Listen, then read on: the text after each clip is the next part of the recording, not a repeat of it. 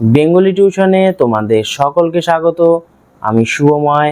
আজ তোমাদের কেকাধ্বনি প্রবন্ধ, যা বিহার টেটের অন্তর্গত, সেই কেকাধ্বনি প্রবন্ধের বিষয়বস্তু এবং এমসিকিউ প্রশ্নোত্তর নিয়ে আলোচনা করছি। কেকাধ্বনি প্রবন্ধটি চয়ন করা হয়েছে রবীন্দ্রনাথের বিচিত্র প্রবন্ধ এই গ্রন্থটি থেকে। বিচিত্র প্রবন্ধ গ্রন্থটি ব্যক্তিগত প্রবন্ধের এক বিশিষ্ট উদাহরণ। কেকাধ্বনি প্রবন্ধটিকে আমরা সৌন্দর্য সম্পর্কিত প্রবন্ধের তালিকায়ও ফেলতে পারি। যদিও বিচিত্র প্রবন্ধে লেখকের আবেগ অনুভূতি মূলত প্রধান হয়ে উঠতে দেখা যায়, তবুও বর্ষার কেকাধ্বনি, আষাঢ়ের প্রথম বর্ষণ মানুষের মনকে উৎফুল্লিত বা আনন্দিত করতে দেখা যায়। কেকাধ্বনি বা প্রথম বর্ষণকে বুদ্ধি দিয়ে বিশ্লেষণ করা যায় না, তাকে অন্তর দিয়ে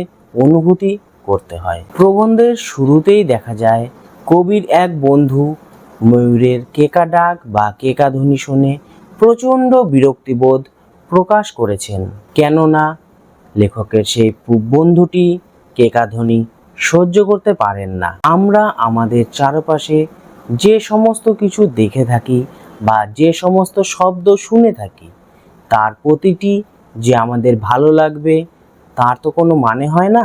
সব কিছু তাই আমাদের পছন্দ নাও হতে পারে, অর্থাৎ সব কিছুকে সবাই ভালোভাবে নাও নিতে পারে। অনেকে কবির বন্ধুর মতো বিরক্তও হন, কিন্তু এসব সাধারণ জিনিসের মধ্যে অনেক সময় সৌন্দর্য লুকিয়ে থাকতে দেখা যায়। যেমন কবির বন্ধুর কানে ময়ূরের ডাক মধুর বলে না মনে হলেও কবির কাছে তা মাধুর্য রূপে ধরা পড়েছে। সঙ্গীতের ধ্বনি সৌন্দর্য আসলে উপলব্ধি করতে হয়, তাতে কানের কোনো ভূমিকা নেই।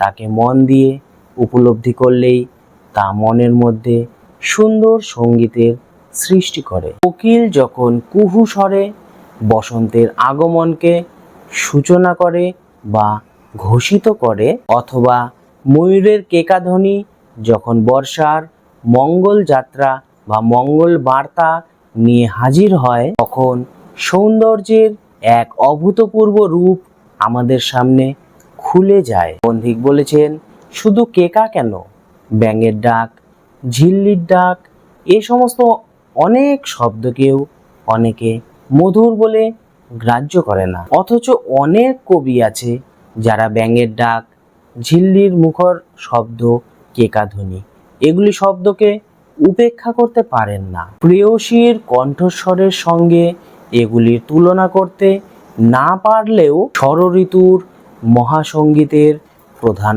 অঙ্গ বলে তাদের বিবেচিত করে এই সমস্ত কবিরা। তাই বলা যায় ইন্দ্রিয়ের তৃপ্তি ও সৌন্দর্য বৃত্তি একই জিনিস নয়। ইন্দ্রিয় বোধে যা অতৃপ্ত, তাই শিল্প সৌন্দর্য বোধে রসগ্রাহী। বিষয়টিকে সুস্পষ্ট করে বোঝানোর জন্য রবীন্দ্রনাথ মিষ্টি ও সঙ্গীতের উদাহরণ নিয়েছেন। তিনি লিখেছেন, এক প্রকার মিষ্টতা আছে যা নিঃসন্দেহে মিষ্টি, তা যে নিতান্তই মিষ্টি তার মুহূর্তমাত্র সময় নেয় না প্রমাণ করার জন্য। অপরদিকে সঙ্গীত হচ্ছে ইন্দ্রিয়াতীত অনুভূতির দ্বারা তাকে উপলব্ধি করার বিষয়।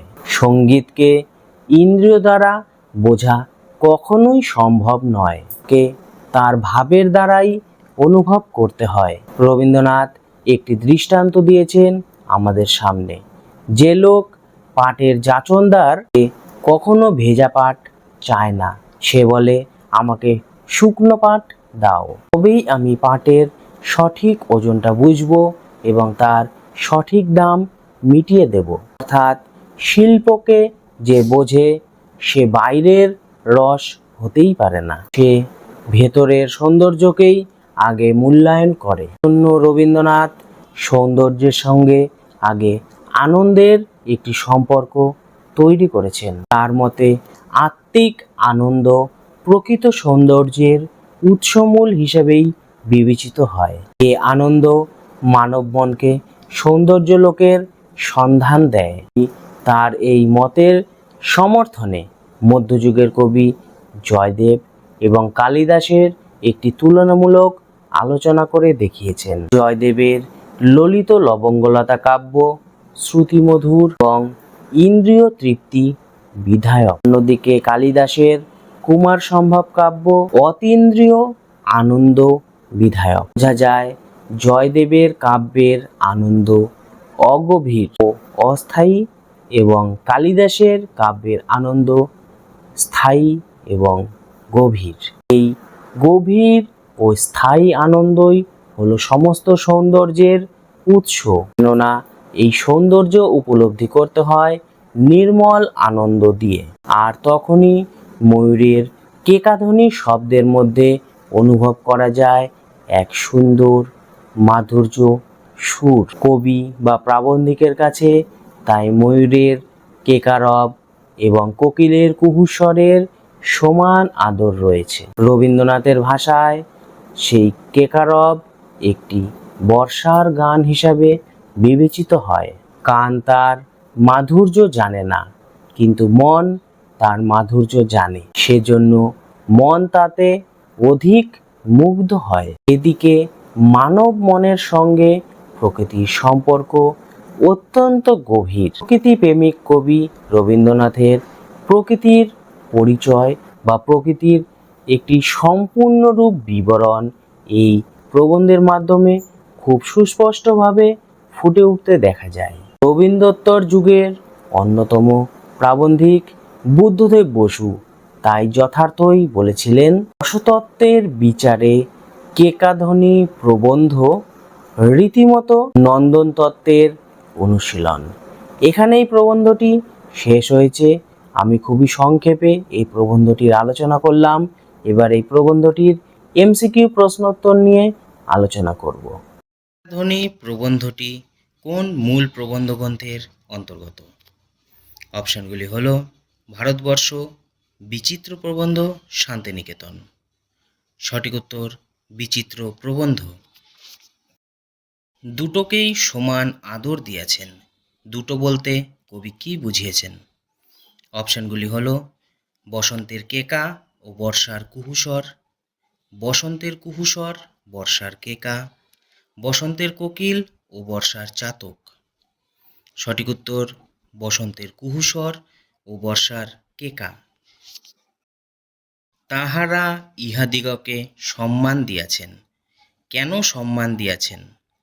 অপশানগুলি হলো প্রেয়সীর কণ্ঠস্বর সুন্দর বলে, ষড়ঋতুর মহাসঙ্গীতের প্রধান অঙ্গ বলে, কোকিলের ডাক সুমিষ্ট বলে। সঠিক উত্তর ষড়ঋতুর মহাসঙ্গীতের প্রধান অঙ্গ বলে। কবির বুঝি কৈবল্য দশাপ্রাপ্তি হইয়াছে। কৈবল্য কথার অর্থ কী? অপশানগুলি হলো মুক্তি, মৃত্যু, স্বাধীনতা।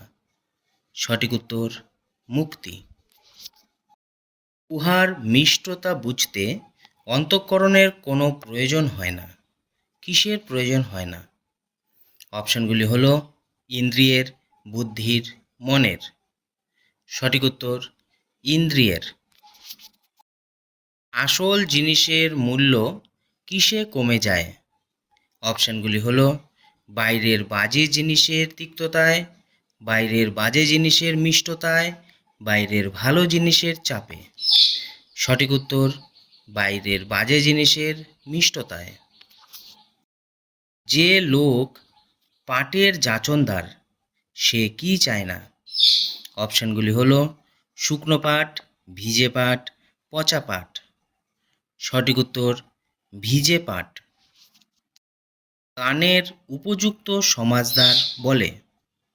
অপশানগুলি হলো বাজে রস দিয়ে গানের বাজে গৌরব বাড়িয়ে দিও না, বাজে রস দিয়ে গানের মিষ্টতাকে তিক্ত করে দিও না, বাজে রস দিয়ে গানের সুরকে নষ্ট করে দিও না। সঠিক উত্তর বাজে রস দিয়ে গানের বাজে গৌরব বাড়িয়ে দিও না। যাহা সহজেই মিষ্ট তাহাতে অতি শীঘ্র মনের কি হয়? অপশানগুলি হলো আলস্য আনে, দুর্বলতা আনে, আবিলতা আনে। সঠিক উত্তর আলস্য আনে। কুমার সম্ভব কার রচিত? অপশনগুলি হলো কালিদাস, ভবভূতি, জয়দেব। সঠিক উত্তর কালিদাস। ললিত লবঙ্গলতা কার সৃষ্টি? অপশনগুলি হলো কালিদাস, ভবভূতি, জয়দেব। সঠিক উত্তর কালিদাস। এই শ্লোকের মধ্যে যে একটা ভাবের সৌন্দর্য, কোন শ্লোক? অপশনগুলি হলো ললিত লবঙ্গলতা, পর্যাপ্ত পুষ্প স্তবকান নম্রা, মত্ত দাদুরি ডাকে রাহুকি। সঠিক উত্তর পর্যাপ্ত পুষ্প স্তবকা বো নম্রা। এ উপযুক্ত উপকরণ পাইলে সে বলতে কার কথা বোঝানো হয়েছে? অপশনগুলি হলো মায়াবী মন, দুঃখী মন, সুরেলা মন। সঠিক উত্তর মায়াবী মন। মায়াবী মন কাকে কোমল করে তুলতে পারে? অপশনগুলি হলো কঠোর ছন্দকে, কঠিন শব্দকে, সুমিষ্ট সুরকে। সঠিক উত্তর কঠিন শব্দকে। কার রব শুনে শুনতে মিষ্ট লাগে না? অপশনগুলি হলো কেকা রব, কুহু রব, কঠিনের রব। সঠিক উত্তর কেকা রব। কিন্তু অবস্থা বিশেষে সময় বিশেষে মন তাহাকে মিষ্ট করিয়া শুনিতে পারে, কার রব? অপশনগুলি হলো কেকা রব, কুহু রব, কঠিনের রব। সঠিক উত্তর কেকা রব। ড্যাশ শ্যামায়মান তমাল তলিবনের দ্বিগুণতর ঘনায়িত অন্ধকারে শূন্যস্থান পূরণ করো। অপশনগুলি হলো জ্যৈষ্ঠে, শ্রাবণে, আষাঢ়ে। সঠিক উত্তর আষাঢ়ে। তাহাতে প্রবীণ বনস্পতি মণ্ডলীর মধ্যে অরণ্য মহোৎসবে প্রাণ জাগিয়া ওঠে, কার মধ্যে? অপশনগুলি হলো কবির গানে, কেকা রবে, কুহুধ্বনিতে। সঠিক উত্তর কেকা রবে। বিরোহিণীর বিরহ বেদনার সঙ্গে কি জড়িত? অপশনগুলি হলো কবির গান, কেকা রবে, কুহুধ্বনিতে। সঠিক উত্তর কেকা রবে। মত্ত দাদুরি ডাকে ডাহুকি যাও তো জাতিয়া ফাটি, কার লেখা পদ? অপশনগুলি হলো বিদ্যাপতি, চণ্ডীদাস, জ্ঞানদাস। সঠিক উত্তর বিদ্যাপতি। আবর্জিতা কিঞ্চিদিব স্তনাভ্যাং বাসবাসনা তরুণার কমগম, এই শ্লোকটি কোন গ্রন্থে আছে? অপশনগুলি হলো কুমার সম্ভব, মেঘদূত, অভিজ্ঞানম শকুন্তলম। সঠিক উত্তর কুমার সম্ভব। কার কোনো প্রাচীন কিঙ্করী আকাশের প্রাঙ্গণ মেঘ দিয়ে সমান করে লেপে দিয়েছে? অপশনগুলি হলো যযাতি, শশী, মুরজা। সঠিক উত্তর শচী। ইক্ষুর ড্যাশ একটি বিশ্বব্যাপী কালিমায় মিশিয়া আছে, শূন্যস্থান পূরণ করো। অপশনগুলি হলো গাঢ় বর্ণ, সবুজ বর্ণ, হরিদ্রাভা। সঠিক উত্তর হরিদ্রাভা। বৈচিত্র্য ফুটিয়া উঠি নাই, কার বৈচিত্র্যের কথা বলা হয়েছে? অপশনগুলি হলো আকাশের, মেঘের, পৃথিবীর। সঠিক উত্তর পৃথিবীর। লোক বাহির হয় নাই, লোক বাহির হয় নাই কেন? অপশনগুলি হলো আসন্ন বৃষ্টির কারণে, আসন্ন বৃষ্টির পঙ্কিল পথের জন্য, আসন্ন দুর্যোগের কারণে। সঠিক উত্তর আসন্ন বৃষ্টির পঙ্কিল পথের জন্য। কার গণ্ডিকে আরও ঘন করে চারদিকে টেনে দিচ্ছে? অপশনগুলি হলো পুকুরের, বর্ষার, মেঘের। সঠিক উত্তর বর্ষার। নরনারীর প্রেমের মধ্যে কি আছে? অপশানগুলি হলো আদিমতা, আদিম প্রাথমিক ভাব, রোমাঞ্চকতা। সঠিক উত্তর আদিম প্রাথমিক ভাব। যৌবনাবেশ বিধুর হিসাবে কাকে চিহ্নিত করা হয়েছে? অপশানগুলি হলো কালিদাসকে, জয়দেবকে, বিদ্যাপতিকে। সঠিক উত্তর কালিদাসকে। জগতে ঋতু আবর্তনের সর্বপ্রধান কাজ হলো। অপশানগুলি হলো প্রেম জাগানো, কেকারব, রোমাঞ্চ জাগানো। সঠিক উত্তর প্রেম জাগানো। ব্যাঙের ডাক। অপশানগুলি হলো বৃষ্টির সঙ্গে যায়, ঘন বর্ষার নিবিড় ভাবের সঙ্গে যায়, নববর্ষার মত্ত ভাবের সঙ্গে যায়। সঠিক উত্তর ঘন বর্ষার নিবিড় ভাবের সঙ্গে যায়। কোন বিদ্যা সম্বন্ধে শিক্ষিত ও অশিক্ষিতের আনন্দ ভিন্ন ভিন্ন পথে যায়? অপশানগুলি হলো উদ্ভিদবিদ্যা, কলাবিদ্যা, বিজ্ঞানবিদ্যা। সঠিক উত্তর কলাবিদ্যা। মন নিজের সৃজনী শক্তির দ্বারা কি পূরণ করে দিচ্ছে? অপশানগুলি হলো ইন্দ্রিয় সুখ, সুখ, কল্পনা। সঠিক উত্তর ইন্দ্রিয় সুখ।